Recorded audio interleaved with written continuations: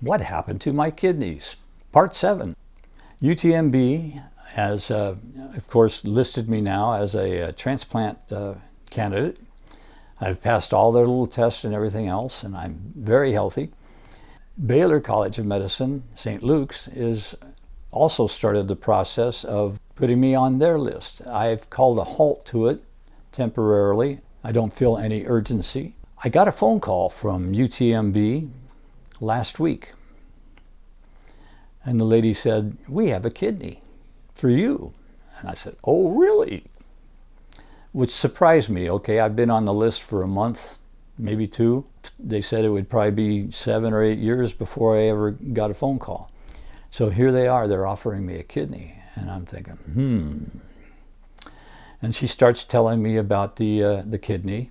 And it turns out that the donor is on life support. They're going to pull the plug in a couple hours, and they're looking for a recipient for his kidney.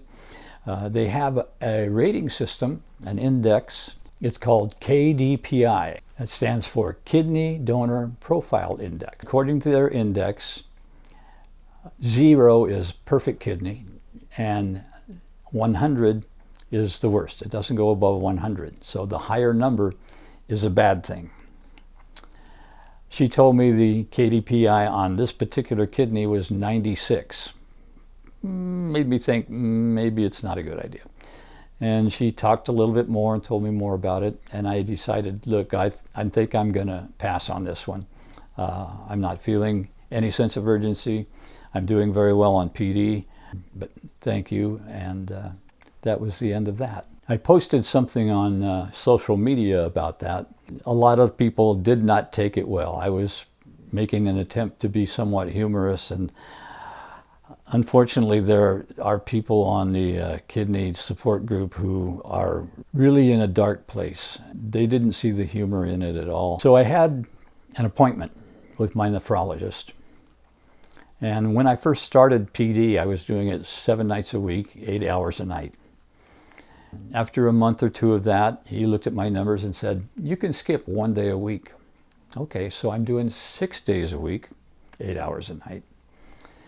And then about a month ago, he looked at my numbers and he said, "You know, you can switch to every other night." Okay, so some weeks I'm doing 3 days a week, some weeks I'm doing 4 days a week.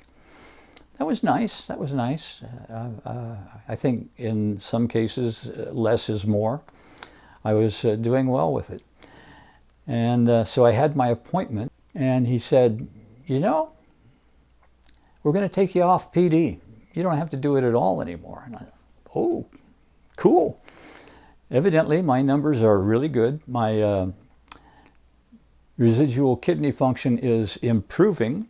One of the things that they look at when they decide whether or not you need to be on dialysis is called the GFR.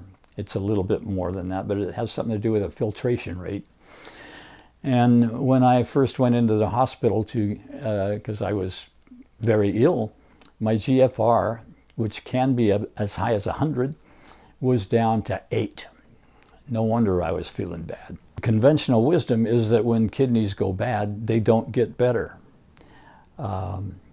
However, my GFR is up now to 27, and my urine output has increased and continues to increase. So I'm apparently getting some healing of my kidneys.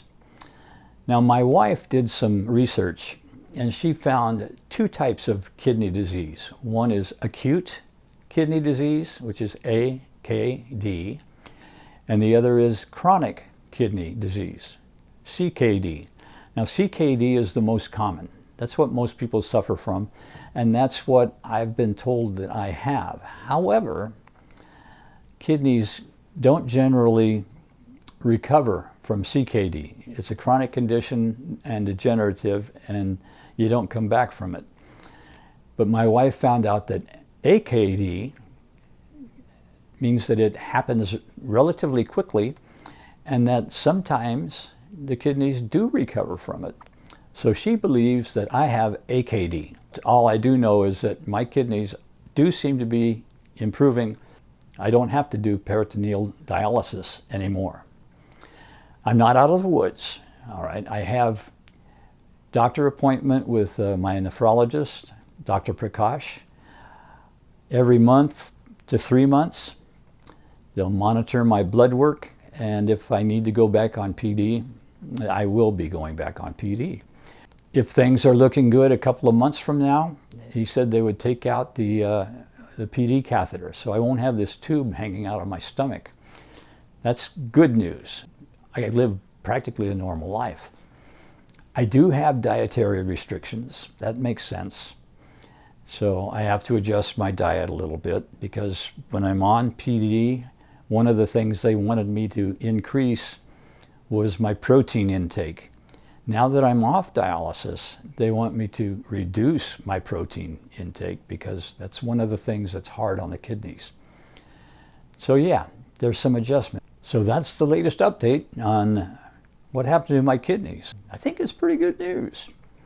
If I have more developments, there will be a part 8.